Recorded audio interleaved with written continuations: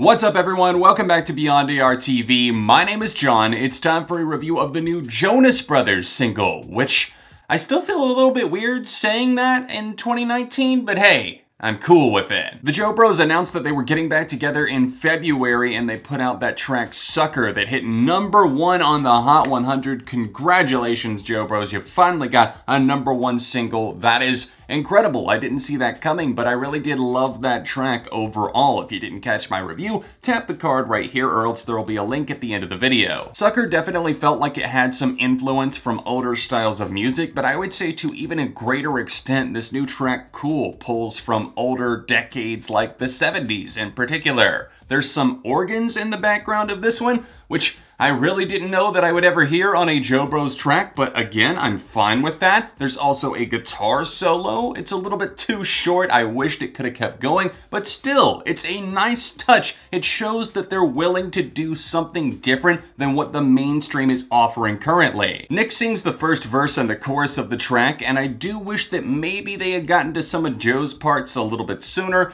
I feel that the Joe Bros have a good chemistry when they're rotating between Nick and Joe. We got that a little bit sooner on Sucker and obviously on a lot of their old tracks that we know them for, and I just feel like here Nick isn't exactly dominating entirely like I would want him to. I feel like the vocals are starting to slip away and I'm wanting that change. I'm wanting Joe to break in, but we don't get that till the second verse. It's not a huge ordeal or problem, just something that I noticed, but once things get going, I really feel that this track takes off. This is something that definitely kind of burns in a different way than Sucker. The comparisons could probably be drawn about how they're definitely kind of dialing it back to older styles, older decades, and lyrically this track definitely is filled with a lot of pop culture references. And sometimes that kind of name checking that they do, from Killer Queen to Jane Fonda to Charlie Sheen, everything like that, it can get a little bit bombarding. It feels like maybe you didn't have other lyrics, so you decided to pick off of everything that's occurred over the decades,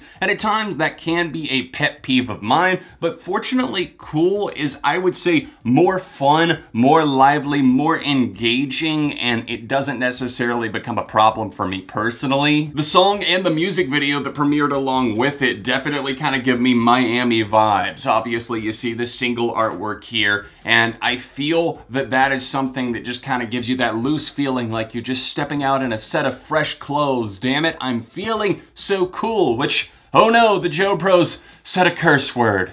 The purity rings are removed even further. I know I've had a couple of nitpicks. Most of those things were minor though. I like the vocals, I like the style overall, and I think the chorus obviously is super catchy, earwormy, gets stuck inside your head almost instantly. Damn it, I'm feeling so cool. I think the most lackluster part of this track that really disappointed me though is the percussion, the drums here. They just feel very sterile, very tame, and that is something that conflicts and contrasts pretty heavily with the throwback style of this track. They just feel like they were made in a program, like GarageBand or something, and they're just kind of there, clicking and rolling, not adding any dynamic or variety. And it's a shame because this track could have taken off a little bit more in my eyes if they had actually had something that was more of a driving force. And the guitar solo, it's even brought down a little bit just because that same looping drum part is just going the entire time. Overall, while there were a few disappointing elements to the track, I don't feel that it's quite as good as Sucker. I think it's still a pretty relentlessly catchy song. I do like that they went to the lengths of adding some extra instrumentation, like I already mentioned, the organ, the guitar, the drums, a little bit iffy, a little bit icky, a little bit disappointed there, but still, it's a catchy, well done, fun song. Check out the music video as well. It's bingo night,